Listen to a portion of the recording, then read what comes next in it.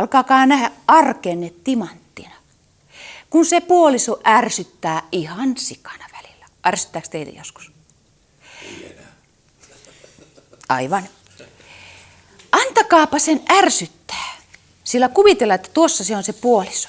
Ja nyt minua ihan ärsyttää hirveästi tää mun puoliso. Puoliso onkin sun pelastajas, sillä itse asiassa sä valitsit sen puolison sitä varten, että se on sun sydämen lähellä.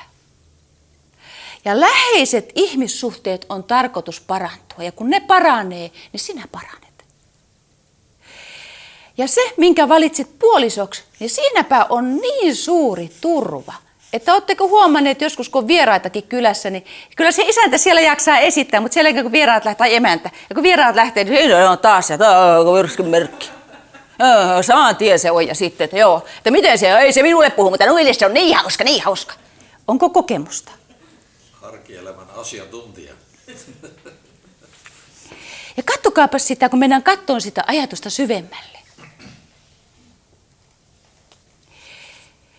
Eikö vielä niitä vieraita pidä miellyttää?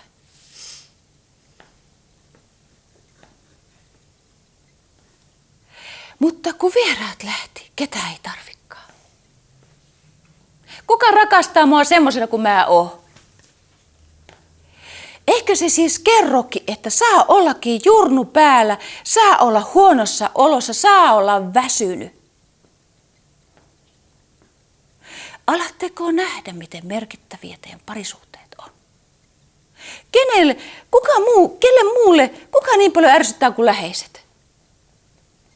Se on semmoinen ja tommoinen, ja minä taas saan siivota ja ei ole taas ruokaa laitettu ja niin edelleen. Eikö ihana, että on joku, jolle voin purkaa pahaa oloa? Uskallanko siis olla alasti mielessä? Uskaltaa olla minä, et uskaltaisi, ellei sinne parisuhteessa turva. Oletteko kuulleet siitä, että monesti kun mennään naimisiin, niin sen jälkeen alkaa riidat? Ja koetaan syyllisyyttä, nyt mä tuon uuden sanan tänne. Että miksi tämä meni näin ja valitsinko väärä ukon sittenkin? Ei olisi pitänyt, olisiko se sittenkin se Kalle ollut naapurista parempi? Huomatkaa, miten tämä meidän ekominä, meidän mielessä on siis todella kaksi.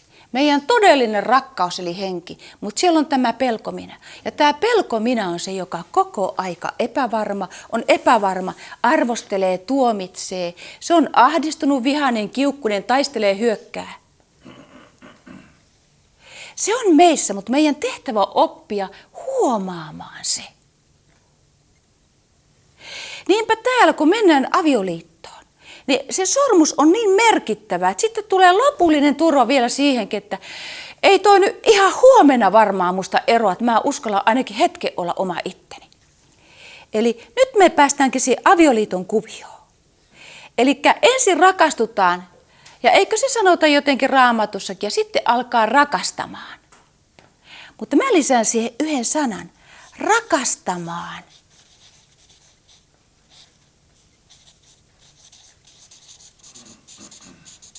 Itse.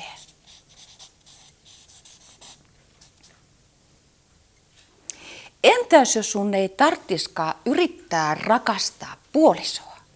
Huomaatteko, mä käytin sana yrittää rakastaa puolisoa. Jos sen parisuhteen tehtävä tai ihmissuhde, se voi olla myös työsuhde, se voi olla isä-lapsisuhde, äiti-lapsisuhde, mikä tahansa naapurisuhde. Mä otan vaan esimerkkinä tässä avioliitto. Mitä se on, että mä alkaisinkin rakastaa itseä? Mä oon mennyt naimisiin ja nyt on tuo äijä alkanut ärsyttää, kuvitellaan näin. Se kertoi, että turva on niin suuri, että mä uskallan täältä mun muistitikulta alkaa antamaan ärsykkeitä, eli pelkoja, ristiriitoja, ahdistuksia, joilla on itseni tuominnut.